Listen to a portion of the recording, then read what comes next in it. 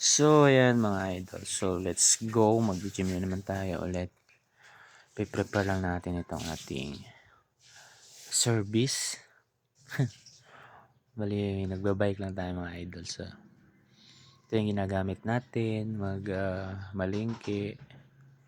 Mag-gym. Check ko lang dito yung ating ilaw sa harap at saka sa likod. Tsaka, hinanginan ko na rin yan. Para safe yung ating alis kasi mahirap na maplatan tayo dyan sa gabi na wala na so ayan, let's go mga idol.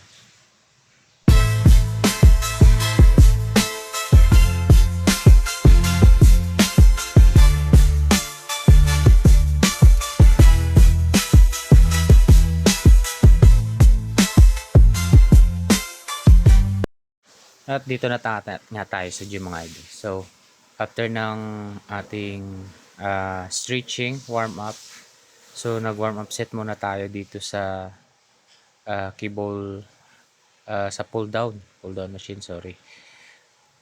So workout training natin today, back workout. So most target natin ngayon is yung lats lang. So kailangan natin pakapalin yung lats natin or palaparin para naman maganda tingnan. Then syempre after ng warm up set na 3 sets, so nag workout set na tayo, nagdagdag tayo ng bigat dito. So ano naman ito, wide para naman sa natin sa lats. Target lang muna natin yung lats. Tapos para naman siya maganda tingnan. And then syempre nakasabay tayo dito kay Coach Ryan Abilio. Coach Ryan, shoutout sa iyo Coach Ryan. So this time 4 weeks out na siya para sa darating na competition ni Coach.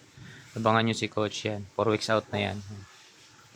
Coach Ryan Abilio, shoutout sa Gymnastics Fitness Hub dito sa Kalibo, sa may Capitol. Yan, tingnan nyo naman, banat na banat. Then syempre next workout natin para naman sa ating back po, sa may targeting natin ito sa pinaka middle muscle ng back, tawag dyan yung parang rhomboids yan, seated row, cable seated row tawag dyan. Ginawa natin dito 4 sets lang, tapos 10 to 12 repetitions. Then syempre tamang tamang execution, tamang form. At next natin mga idol yung T-bar row. Ayan, wide din tayo yung natin dito, naka wide grip din tayo. So naglalagay tayo ng supporter para kasi medyo masakit yung likod natin.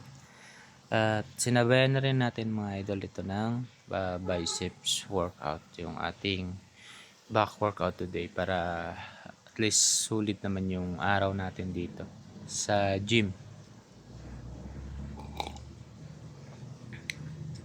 Ginawa ko lang dito yung para sa biceps natin is yung dumbbell curl, tapos yung incline dumbbell curl, yung ginawa natin na para sa biceps workout natin. Tapos sinabayan ko na rin siya ng easy curl at yung sa cable na na hammer, yung parang hammer ba yan from low to high. So yan, yung ginawa nating workout ngayon today, ngayong gabi yan.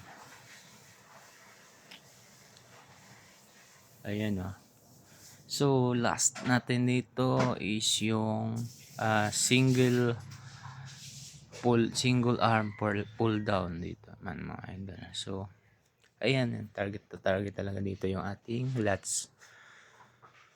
Kasi yan yung yung target natin today, yung lats. So, kailangan natin itong i-focus kung ano yung i-workout.